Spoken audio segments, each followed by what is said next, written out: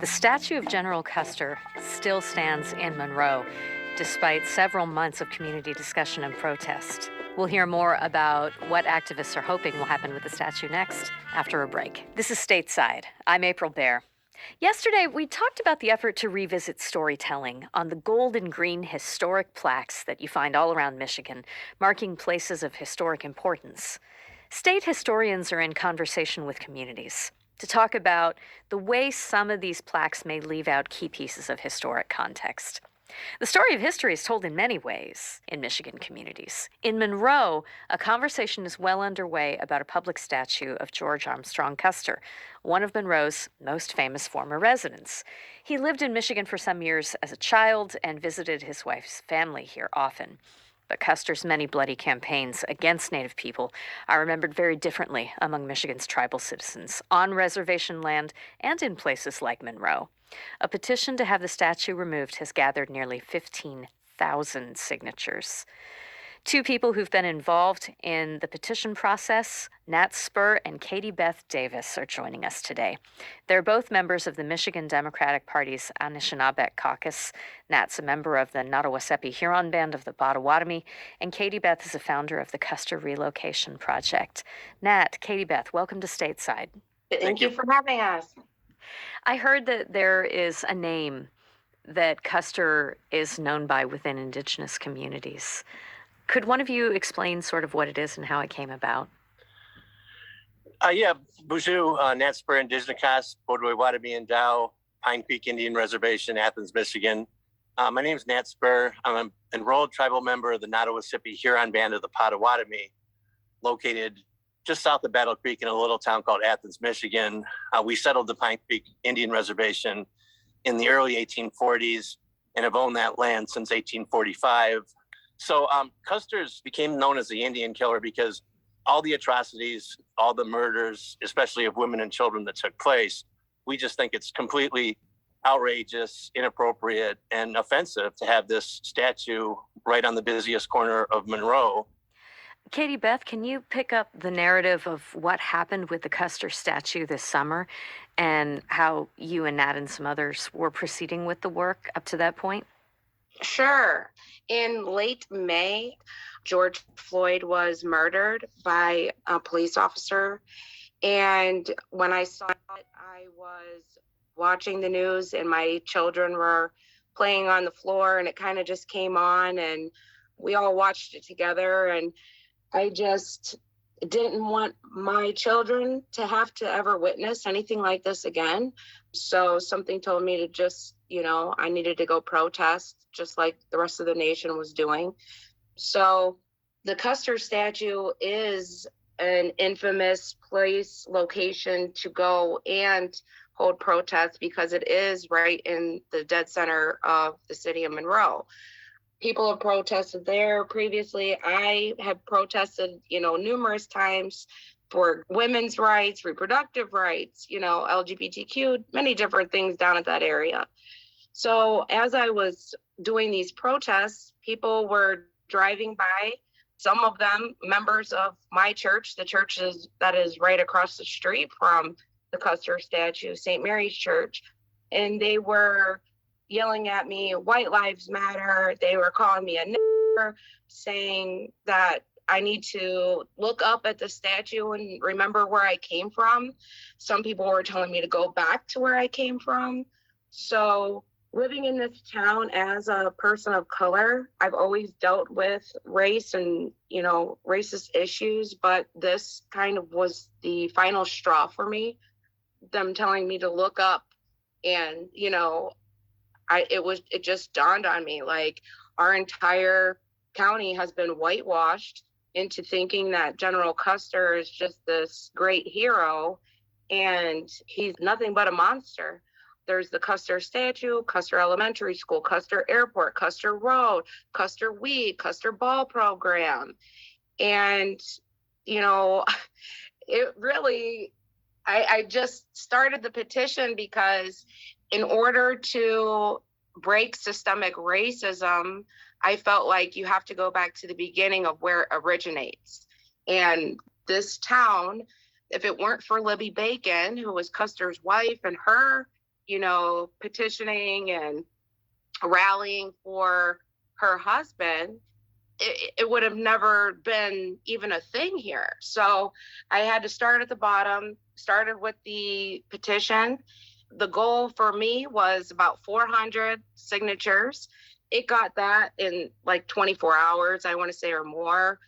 And then eventually I got to, a couple of thousand, and I decided I was going to present it to the city council. But while I was reading some of the comments of the signatures and their people's reasons for signing, I came across my friend that I've gone to high school with. His name is Dr. Graham Denton. I read his comments and it literally broke me down because I had never even realized that he was Native, let alone a member of the tribe that Custer, that he killed and murdered and, did all these atrocities. And this man has lived in this town as my friend. And, it was just very eye-opening to me at this point. And I reached out to Graham and, we, throughout the protests and demonstrations that we've done, the city council, when we presented the petition, they knew that they had to take it a little bit seriously because it did have so many signatures. But I don't think that they realized that, we were going to not go away. That 15,000 signatures, I mean, that got a lot of people's attention.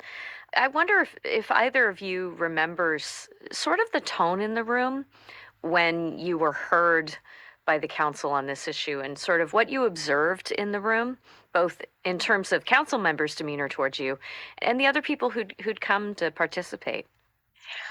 Well, I remember that day very clearly.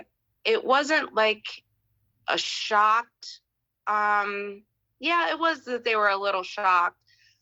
It was more, I think, there was only one city council member, and it was, her name was Kelly Vining, and she was the only one that said, hey, wow, maybe we should be taking this seriously because it does have so many signatures on it.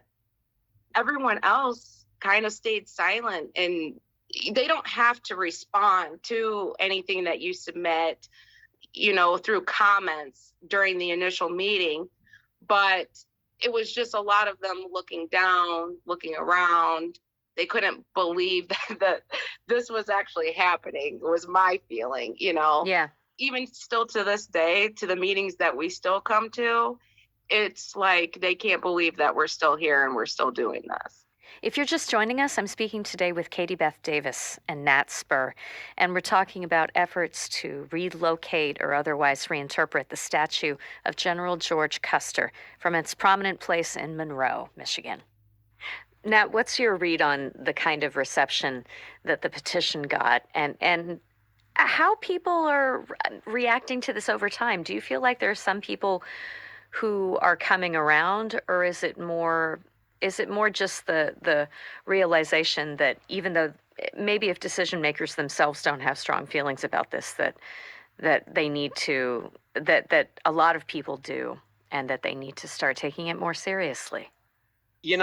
I first moved to Michigan when I was 10 years old in 1987, and I grew up in Grosse Pointe Park, just north of Detroit. I actually grew up 4 blocks north.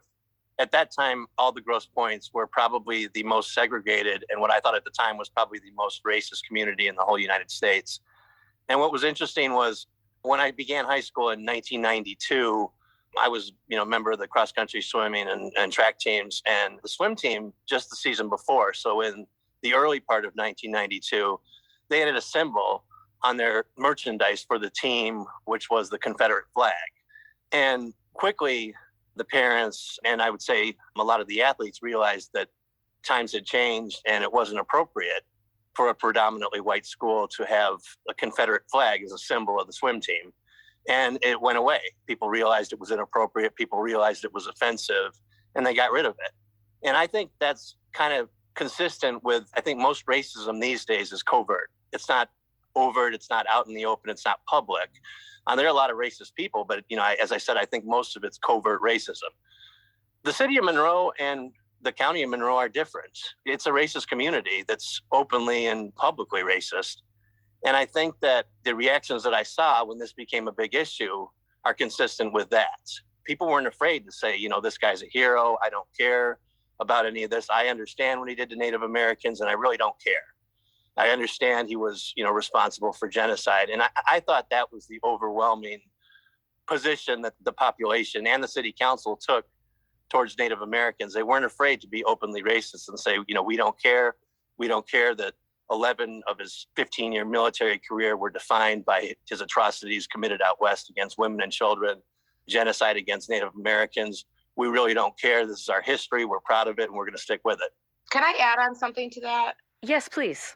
I do feel like, though, yes, this town and city is still racist in everyday functions, but I do think that the history that they have learned has also played a big role in why people feel the way that they do about the monument. They don't necessarily know all the atrocities that he's committed because they don't teach about him accurately in school. We don't grow up learning about the battle at Washita. We just are conditioned into thinking that, oh, he was helping free the slaves in the Civil War, and that's what this is about. And it's because of not learning accurate history is why I believe that we are in this situation to begin with. And that's just a choice that our public schools have made. It's a choice that our museum has made. Just since this Custer petition has happened, our Monroe County Museum used to be referred to as the Custer Museum. And I have lots and lots of pictures of going in that museum, and it's Custer from floor to floor. Even the bathroom doors, the bathrooms were the little Libbies and the little generals. Oh, wow. And there's a picture of General Custer and a picture of Libby Bacon on the men and women's bathroom. And, we've had to go into the museum and talk to them about it. They've since then taken those labels down on the bathrooms, but it's just years and years of historical conditioning, and it continues to this day. Yeah. We've gotten to a place in the process now where City Council has heard about the petition. When we talked to Dr. Denton about this last year, it was a very different place in the process, though. Since then, the council has voted to hire an expert to try to figure out what to do. There was a suggestion to do a plaque that dissolved. And the statue is still there. And I guess some would argue without a whole lot of the context that, that you've talked about being so important to understanding who he was and the things that he did. Where are you putting your energy right now? And what do you think should happen to the statue? Right now, we are in the process of having resolutions introduced and passed in various areas. We've had resolution go to the United Tribes of Michigan, and they passed it. Just recently, the NCAI passed an all-inclusive Custer resolution that would deal with him throughout the whole United States. And currently, we do have resolutions that will be going to the Michigan Democratic Party, and if passed, go to the convention and hopefully to do it up through by ways of the government. We also are working on having some research done so that we can see what the effects are of these symbols of racism and their impacts on people's psyche and the psychology of everything and how it affects people in that manner. Nat, anything to add about what you'd like to see happen? Well, I would like to see it removed and relocated. It's not as important to me what happens to it, but I do believe it's completely inappropriate and offensive to be standing on the busiest corner in Monroe. I think if the whole history involved with the statue is inappropriate and is not what should reflect American values. The first rally that I attended was in July of 2020, and that was not the first rally. Katybeth had this petition going since early June of that year. and had, many signatures by the point that I became involved. But throughout that process, I mean, we're talking June of 2020 up until April of 2021, where the city council, I believe, reluctantly decided to issue an RFQ and actually put together a community conversation about what should be the appropriate outcome to deal with this controversial issue. As I've pointed out before, it took less than 4 months for them to dissolve a resolution that the 7 of them had passed unanimously to start a community conversation about the right way to deal with this.